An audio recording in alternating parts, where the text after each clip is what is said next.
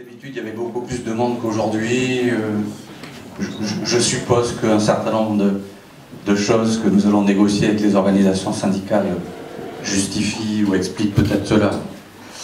Bien, monsieur le sénateur, mesdames et messieurs les élus municipaux, régionaux, généraux, mesdames et messieurs les présidents et membres des associations, mesdames et messieurs les administrateurs, monsieur le président de la commission médicale, mesdames, messieurs.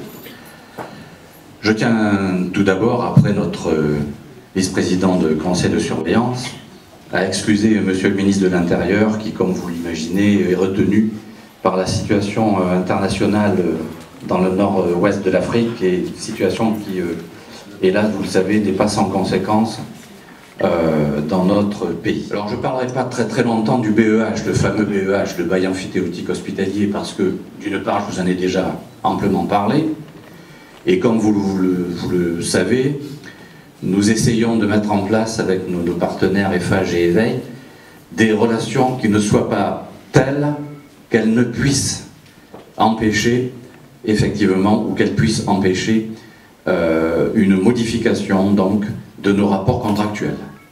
Alors je suis volontairement relativement vague parce que vous avez compris que les négociations ne vont pas tarder à commencer, vraisemblablement à la fin de ce mois ou début du mois prochain, et que dans ce genre de négociations, il est recommandé d'être quand même relativement discret. Ce que je peux vous dire, c'est que nous essaierons au cours de ces négociations de conclure un accord qui sera dans l'intérêt bien compris des deux parties. Je voudrais vous parler ensuite de l'activité de notre établissement.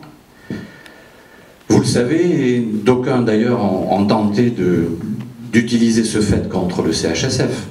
Nous n'avons pas ouvert l'ensemble de nos capacités. Bon, on en avait parlé la dernière fois, rappelez-vous, en Assemblée Générale.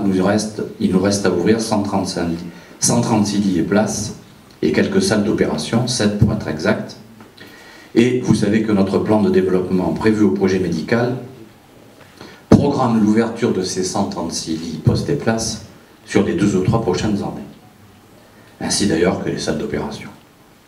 Par ailleurs, nous espérons également ouvrir les fameux 84 lits du 4e étage, dans le temps, bien sûr, du plan de retour à l'équilibre dont je vous parlerai tout à l'heure, en collaboration avec l'ARS et les structures publiques et privées du département et de notre environnement sud-francilien.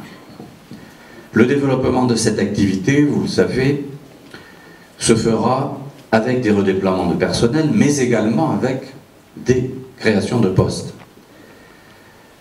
Ces 136 lits accroîtront, lorsqu'ils seront ouverts, nos recettes et donc conforteront notre position financière.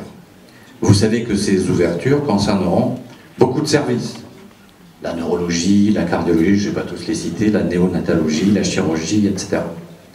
Vous savez par ailleurs que nous devons installer notre DEPSCAN dès cette année, on en parlait tout à l'heure avec le sénateur M. Dassault, et que nous essayons de renforcer notre filière oncologique, notamment en essayant de reprendre une activité de radiothérapie qu'hélas, nous avons perdue il y a 2 ans.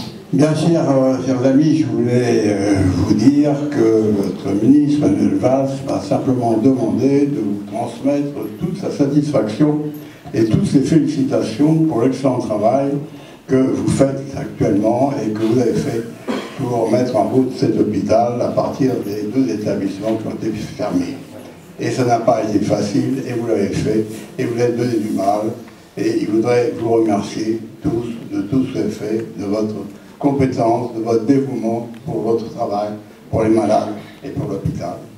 Voilà ce que je veux dire, je veux simplement aussi faire remarquer que quand on a conçu cet hôpital, il y a un certain nombre de gens qui ont dit « Oh là là, il est trop grand, on ne va jamais le remplir, ça ne sert à rien, il coûte trop cher, etc. » Bah vous voyez, il se trouve déjà qu'il faut augmenter le nombre de lits et que tout le monde se bouscule peut-être un peu trop, mais enfin c'est comme ça pour les urgences.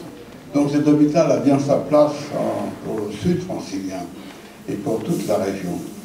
Et il faut que vous soyez fiers de cet hôpital, parce que c'est le plus bel hôpital d'Île-de-France, peut-être de France, et le plus moderne et le mieux équipé. Alors évidemment, il y a encore des problèmes financiers. Monsieur Manuel Valls m'a dit, il m'a affirmé qu'il faisait tout son possible auprès des ministres, auprès de l'administration, pour résoudre nos problèmes financiers. Et je suis bien d'accord avec lui, il faut les résoudre. Et je suis prêt, je lui ai dit, à participer avec lui à toutes les réunions qui sont nécessaires. Il y avait une chose que je dois vous dire, je suis un peu responsable, je suis même beaucoup responsable de cet hôpital, qu'au moment de négocier le lancement de l'hôpital avec le ministre de l'époque, qui n'avait pas son nom, il m'a dit, et puis vous paierez, il est normal que l'hôpital paye une partie du loyer. C'est là l'erreur que j'ai faite. Je me suis dit, bon, mais en réalité, c'est pas bon, car un hôpital ne doit pas payer un loyer. Si on était en régime normal, comme les autres, comme avant, on ne payait pas le loyer.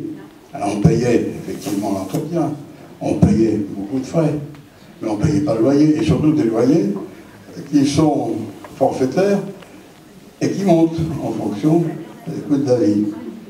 Ça, c'était une erreur, et nous sommes en discussion avec les phages pour réduire la partie d'entretien et que l'entretien soit réalisé au besoin par les équipes de l'hôpital et plus par EFAG, ce qui diminuera déjà pas mal le coût du loyer.